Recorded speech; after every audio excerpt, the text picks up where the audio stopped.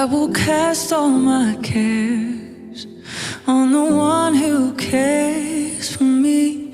Here I lay my burdens down.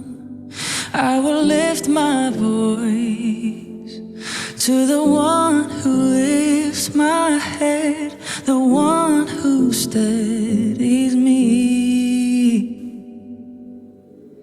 You don't forget the ones you love.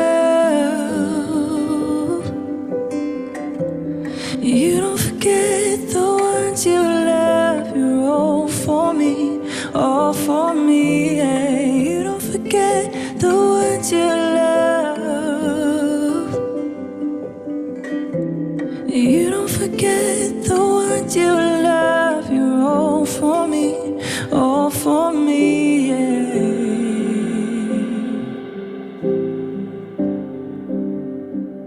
Oh, my soul, won't you sing to the one singing over me? Remind me again who I am, what's been broken inside. I know you can breathe to life, so come and breathe again. 'Cause you don't forget the ones you love. You don't forget the ones you love. You're all for me, all for me. Yeah. You don't forget the ones you love. You don't forget the ones you love. You're all for me, all for me. Yeah.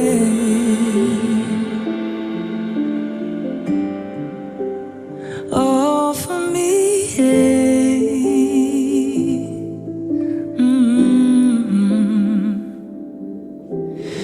You will never leave, never forsake the ones you love.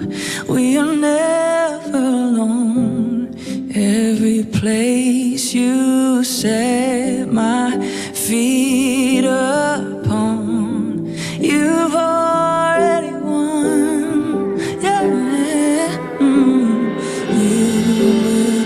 Never leave, never forsake the ones you love. We are never alone. Every place you set my feet upon, you've already won. You have already won. You don't forget the ones you love. No, you don't forget the ones you love. You're all for me, all for me. Yeah. You don't forget the ones you love. No, you don't forget the ones you love. You're all for me. Yeah.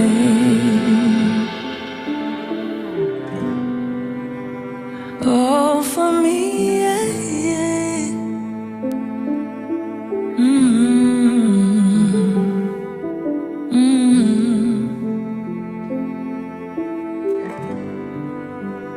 All for me, yeah.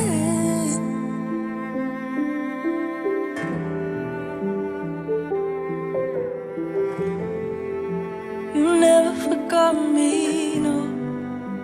You never forgot me, no.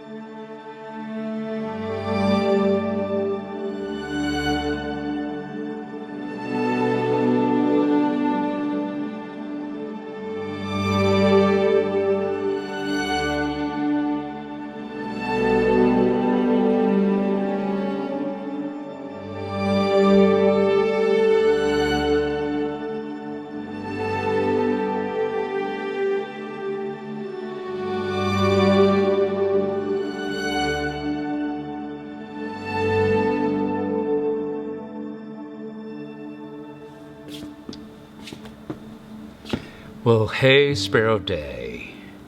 You know, no one ever plans to go through a phase shift.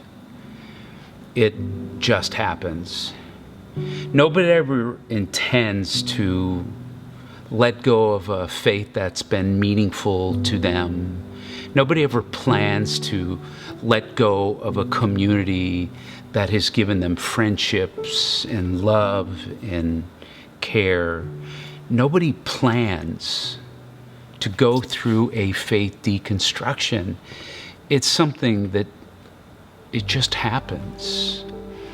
And when I went through mine, it just happened. It happened over time, but it wasn't like I intended to go through it. And that's for most folks. It just happens. So when someone comes up to you and says, man, what has happened to your faith? Or this new perspective you have is unbiblical or not orthodox. Whenever they say something like that to you, they're overlooking that major point. And that is, I didn't plan on this. You know, I didn't just wake up one morning and go, you know, I want to let go of everything and everyone meaningful to me. I want to let go of my existential identity that has given me purpose for all of these years. And when they ask you a question like that, they're also overlooking, they think you can control this, and they have this perspective that you should put that genie back in the bottle because this genie you've let out of the bottle is all wrong and it's ungodly, as if you can put a faith shift like a genie back in a bottle. You can't unsee what you've seen. You can't unexperience what you've experienced. You can't untaste what you taste. And when folks say something like that to us, when we've gone through a deconstruction or a shift, they're just overlooking that. I didn't plan this. Really, I didn't. It just happened. You know, biblical scholar Peter Enns says when we talk about a shift, we really shouldn't use the term faith deconstruction, because just by the word deconstruction, it implies that, again, you had some sort of control in this or some intention in this. And if you've ever gone through this, you don't. It just happens. In fact, N says the better phrase for it is a faith disorientation. And man, I would have to agree. When I went through mine, and I've been the minister around so many people who've gone through theirs, it is disorienting. It brings dismay. You dishearten a bit. It can be scary to let go of something that was meaningful to you and gave you meaning, but you can't control it. And so if that's you, maybe, just maybe, you came to the right place. SPERO DEI is a place that's trying to rethink, reimagine, reform Christianity here in the 21st century. So maybe you came to the right place, but maybe you didn't. At SPERO DEI, we're absolutely not saying that, hey, we're the ones who have God figured out. Not at all. We're on this journey and trying to knit our heart, our relational, trusting heart, with a God that is meaningful to us and we connect to. But we're not saying we have God all figured out. And we're not even saying that the way we look at Christian spirituality will be even right for you. It might not be. But man, if you've gone through one of those faith disorientations, you had no control in it, did you? But here's what I do want to say. if you are disoriented in your faith, if you are discouraged because it is shifting and you don't know where it's all going to lead, in fact, that's part of the dismay. Where is this all going to lead me? I just want to say, you're going to be okay. You're really going to be okay.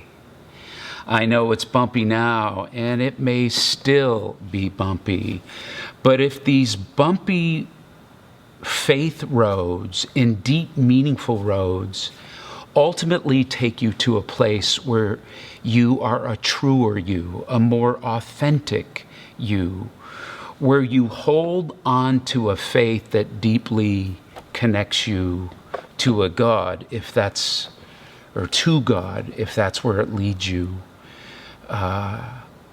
you're headed towards a beautiful place. So hang in there and just know that there is a place who very much understands that.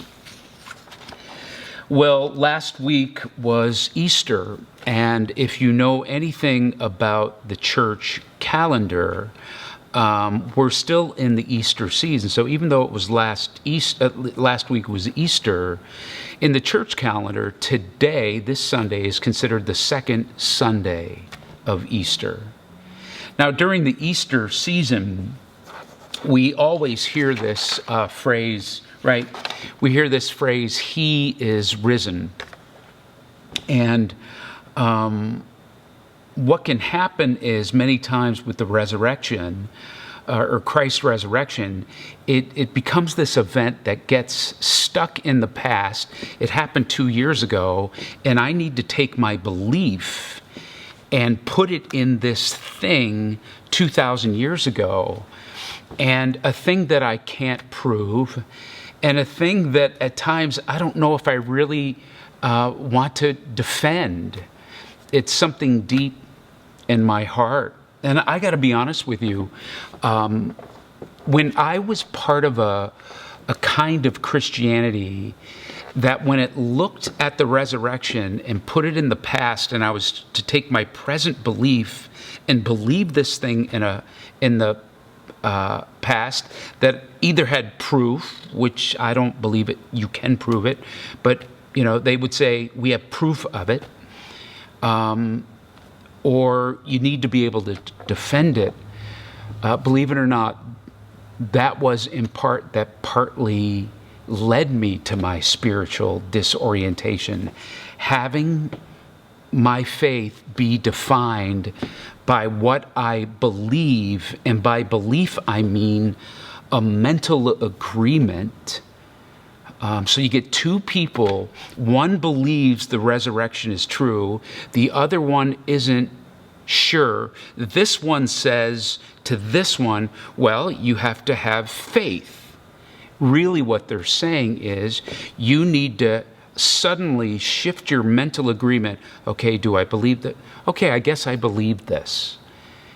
And so that might be an easier process for some. For some, it's more difficult. But when my faith was defined by something that I had to believe about the past, that was part of the disorientation. I mean, what if your beliefs change?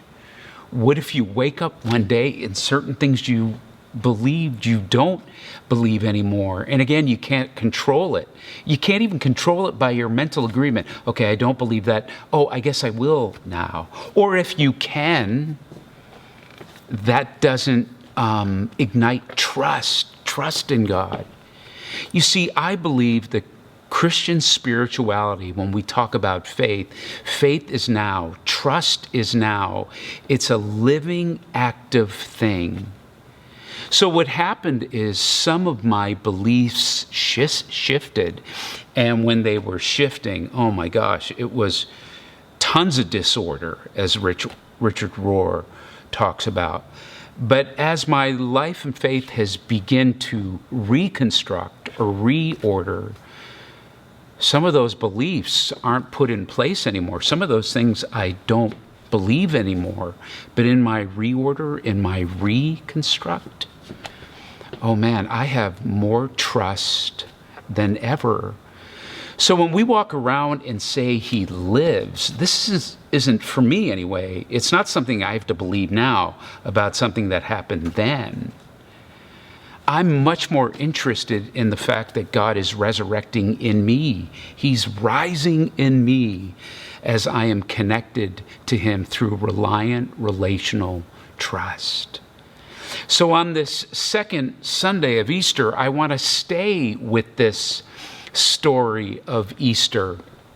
And one of the phrases that we hear all the time, that he is Lord. You've heard that. Well, Jesus is Lord. And what those in the Christian apologetics industry, what they like to tout is when we can prove the resurrection, when we can prove the reliability of the Bible, that will prove to you that Jesus is Lord, because we can prove the Bible is reliable and we can prove Jesus rose from the dead. Those things may have worked for you. They never worked for me. When someone proves now about something that happened then, like a resurrection, which I don't believe needs to be proven or defended, when someone, though, says they can do that, does that prove to you that Jesus is Lord? Maybe it does. It didn't me. When it comes to Christ as Lord in my life, it's something I experience now. And I experience two ways. And I want to show you some of this from the story of Thomas, what is known as Doubting Thomas, and show you how experience leads us to a deeper trust, and how experience us leads us to experiencing, not knowing, experiencing that God is Lord in our life. So read along with me in John chapter 20.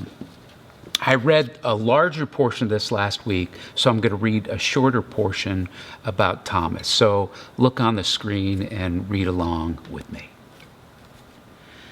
One of the 12 disciples, Thomas, nicknamed the Twin, was not with the others when Jesus came. They told him, "We have seen the Lord."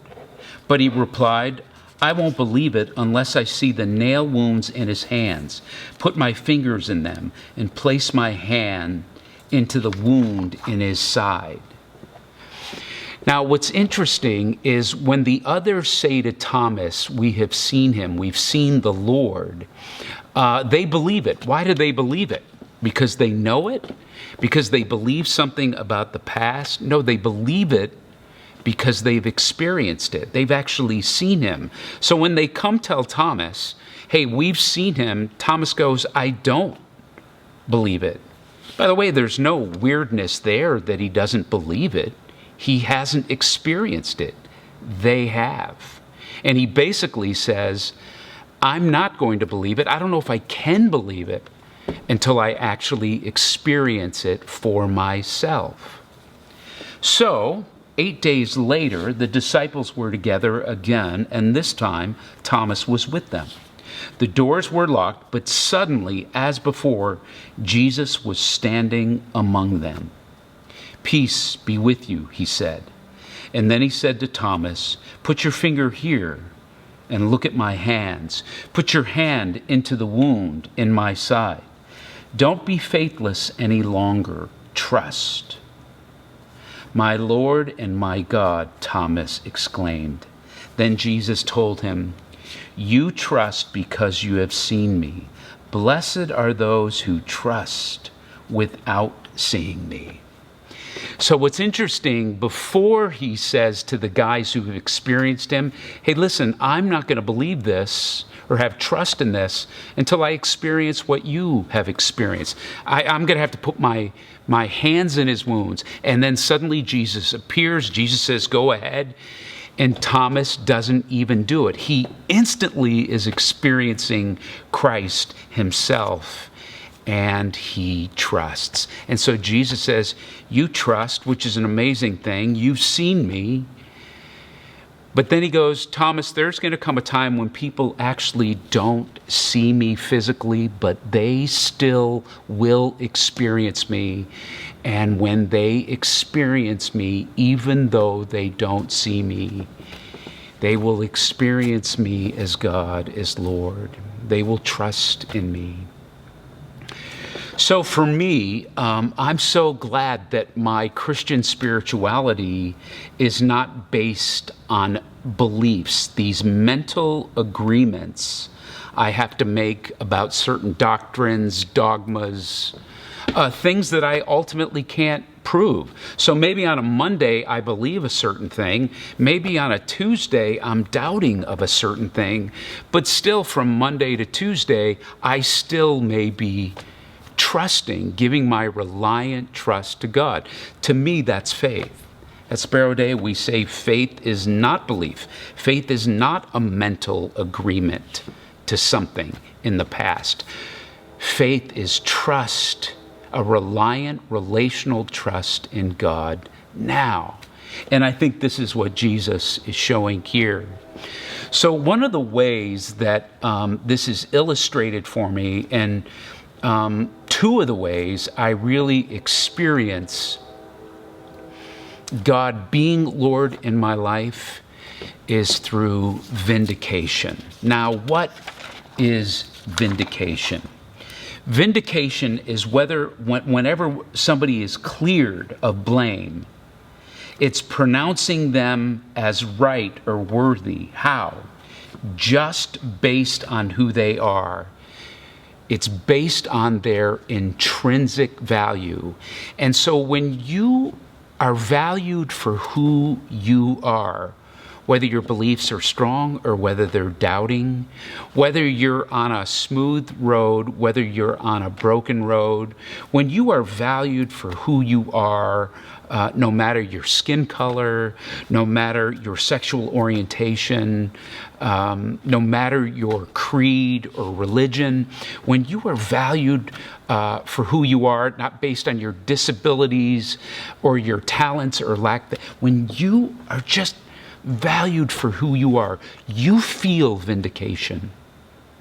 And when you feel spiritual vindication, when you know that God values me intrinsically based on who I am, He loves me, created me based on who I am, and when everyone else or any other system is stepping on you or kicking you back, or you just trip through life, even through your own mistakes, when you just know you are intrinsically valued, when you feel vindicated, somebody is standing for you, fighting for you, and when you experience that being God, He just is your Lord. He is your God. It's not some pious statement that you have to mentally ascend to some belief that you either have to prove to somebody or defend it. You just go, man, I experience God's intrinsic vindication of my life, valuating me, and I'm right with Him just based on who I am. He is Lord. I experience Him as God. And when you are experiencing that kind of deep spiritual vindication, you know what happens? Your relational, reliant trust just continues to go up and up, or deepen. It's like when some human person you have deep trust in, deep love with, right? When you feel completely valued intrinsically by them, when their love for you is proven to you over and over, your trust in them deepens and goes up and up and up. So vindication is one of those ways, and at SPERO DEI, we hold on to a spiritual, Christian spirituality of vindication.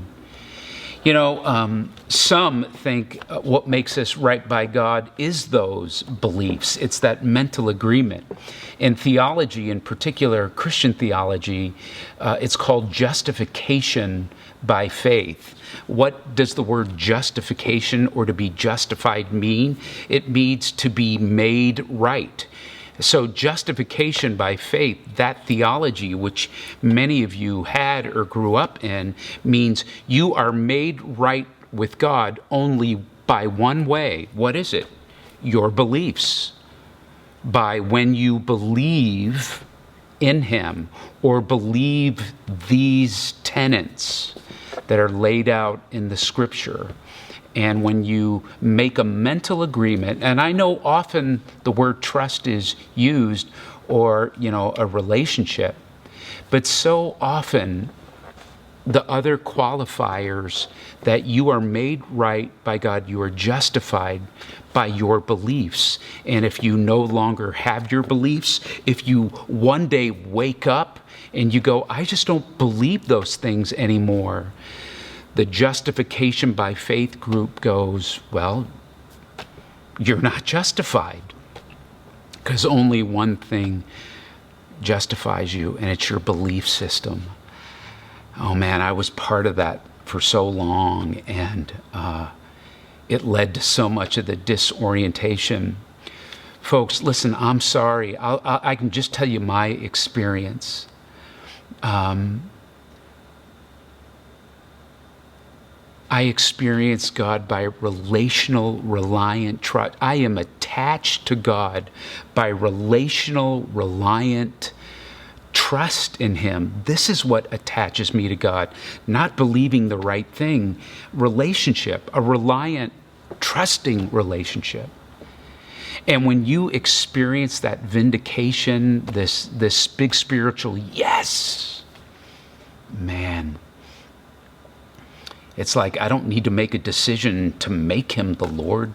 I'm experiencing Christ as the Lord of my life. Here's the second thing and the last thing where I experience Christ as Lord. Not only is it vindication, it's empowerment. And so empowerment, and I mean this in a very spiritual sense, when you are empowered spiritually, the words or the phrases, the theology that the New Testament gives it is the Holy Spirit, that God Himself resides in us. And so that's very mysterious. So I'll just capsulate it with, this is a very deep spiritual thing. And when you experience this spiritual empowerment psychologically, emotionally, and heartfully, soulfully, spiritually, when you suddenly have agency in your life, when you are able to, and I don't mean in a very controlling way, I don't mean narcissistic, I'm talking about the good forms of agency, when you can be true to who you are and you can take agency of your life, and you know that agency was given to you by God. And if you don't like the word agency, I'll give you the theological phrase for it. It's called free will. We see this established in Genesis 1, 2, and 3, that when the Genesis story, the Genesis narrative tells us that we are made in the image of God, that doesn't mean our physical likeness. But one of the key aspects is, like God, we have agency. We are able to will our lives. And so when you can become the truest person you are, when you suddenly are able to let go of codependence, when you suddenly can stare down fears and anxiety in your life and move in confidence and esteem, when you can just be truly who you are, and you continue to face your weaknesses, face your griefs, walk through the brokenness and sadness of your life, not dismissing them or denying them, but going through that road where those things change you into a more authentic, centered you, when you experience that spiritual empowerment, you don't need to make a decision that Christ is Lord. You go, I'm experiencing Christ is Lord in my life. I'm experiencing Him living through me. And so He is risen. How? Because I believe something in the past and I mentally agree with it? Not for me anyway. It's when I take my reliant trust and stay very closely, knitly attached to Him. I feel His comfort. I feel His strength. I feel His peace in my life. He's rising in me. Even when I'm going through a tumultuous time, a hard time, and I'm through with all the discouragement there. And then I get to another side of it where I go, oh, okay, I sensed God was with me that whole time, or I've concluded that God was with me that whole time. You experience Him rising in you. And it's experience that leads us to experience that I'm experiencing God as the Lord of my life. When I experience His vindication in my life, when I experience His empowerment in my life, I'm experiencing Him as Lord.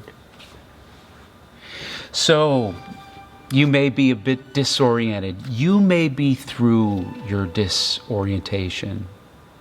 What has given me so much spiritual life, inevitably and eventually for me, was shifting my faith, which again, I had no intentions, it just happened.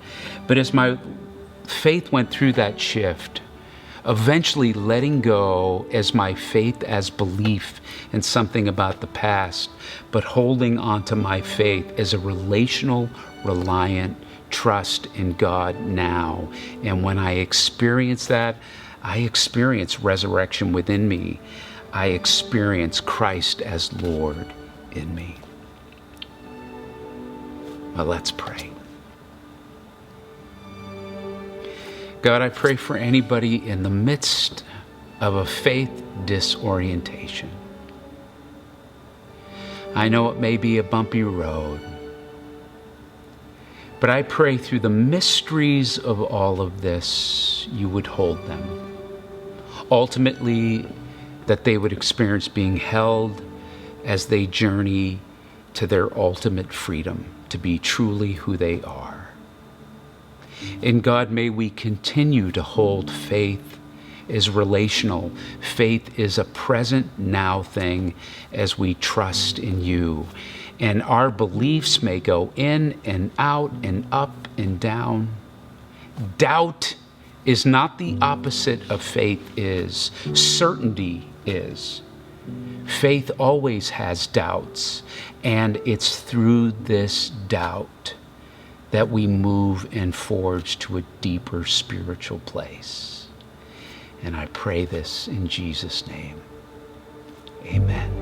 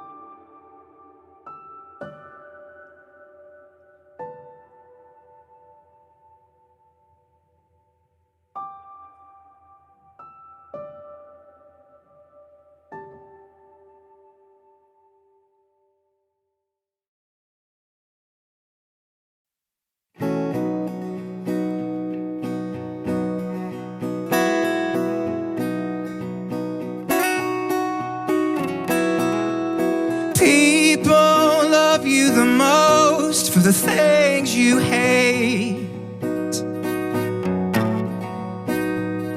and hate you for loving the things you can't keep straight. And people judge you on a curve and tell you you're getting what you deserve, and this too shall be made right.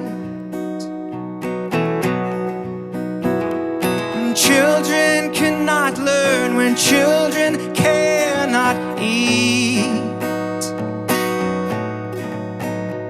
and we stack them like lumber when children cannot sleep. And children dream of wishing wells whose waters quench all the fires of hell, and this too shall be made right. Oh, the earth and the sky and the sea are all holding their breath, and wars and abuses have nature grown in with death. We say we're just trying to stay alive, oh, but it looks so much more like a way to die, and this too shall be made right. There is a time for peace, and there is a time for war. There is a time to forgive and a time to settle the score. There is time for babies to lose their lives. There's time for hunger and genocide, but this too shall be made right. Oh, I don't know the suffering of people outside my front door, and I join the oppressors of those I choose to ignore. I am trading comfort for human life. Oh, and that's not just murder, it's suicide. 'Cause this too shall be made right. Oh, this too shall be made right.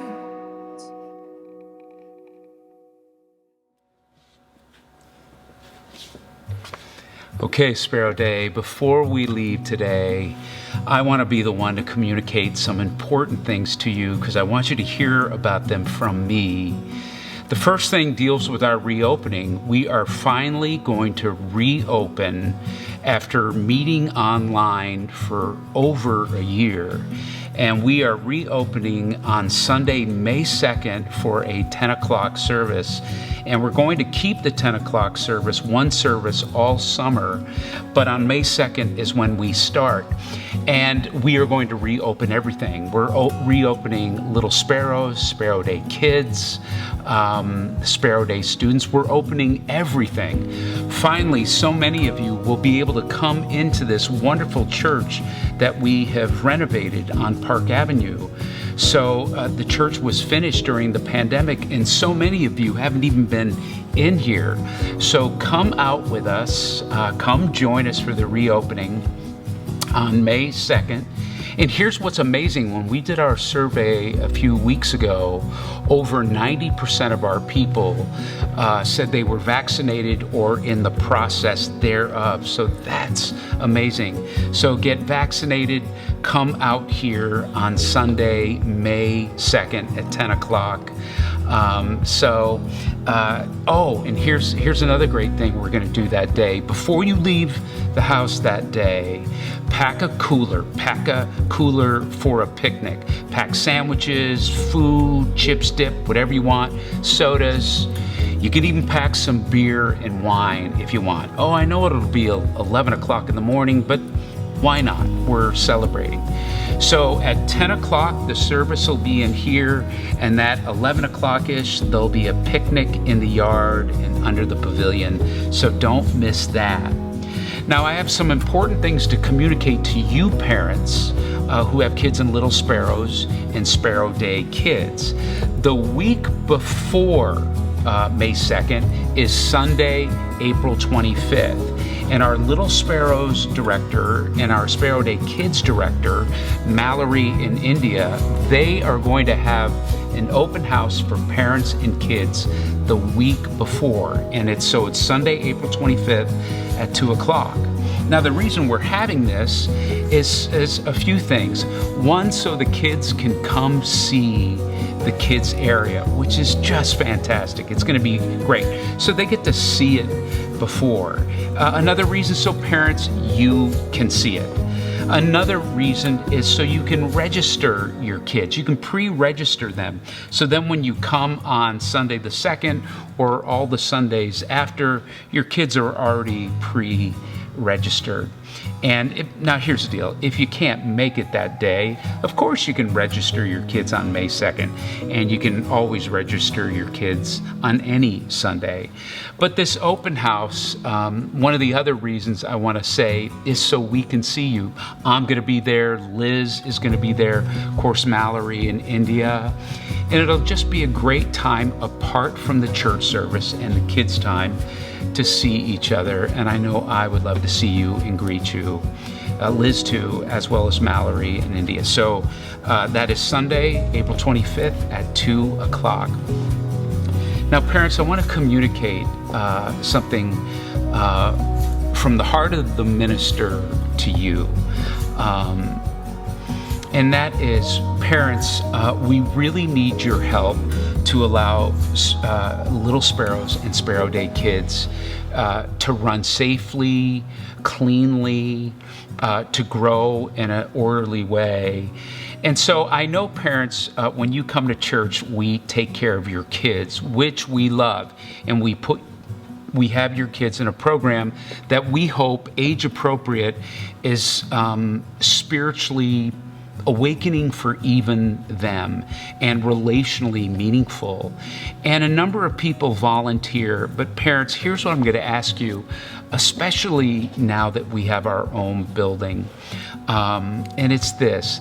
Listen, if we care for your kids each Sunday, could you at least give us one Sunday back every 4 weeks, 5 weeks, or 6 weeks?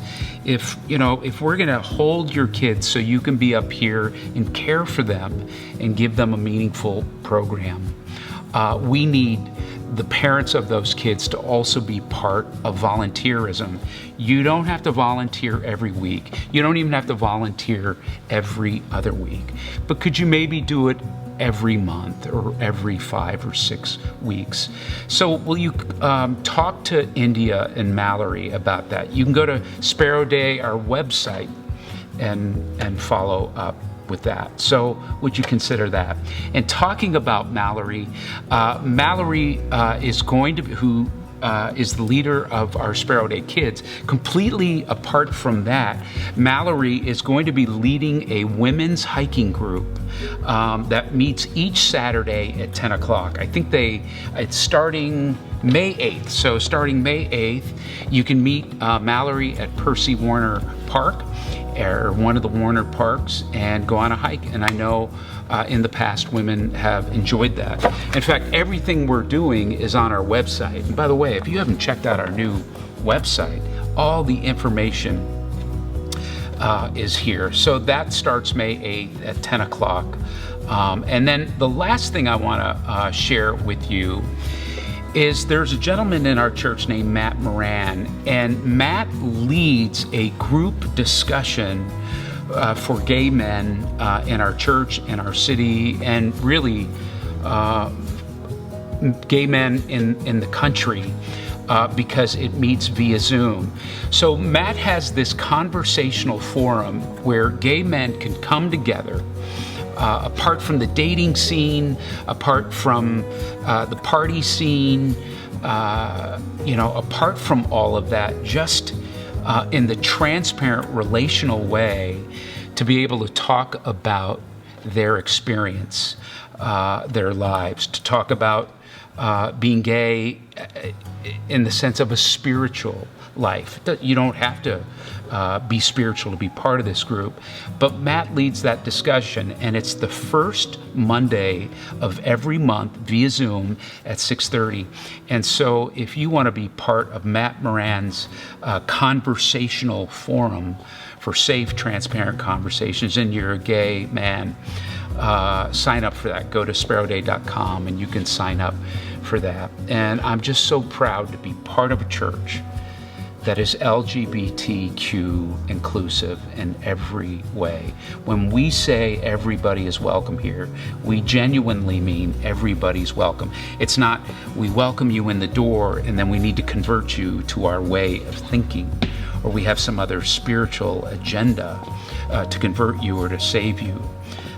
No, when we say everybody is welcome, we mean everybody is welcome just as you are.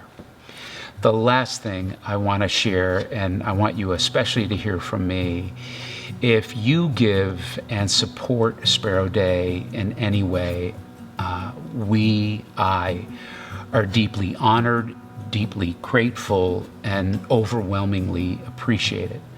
Folks, the pandemic on this young church, but not only this young church that has a new kind of voice, talking about Christianity in reimaginable ways, it's been challenging for us as we have not really met publicly for over a year.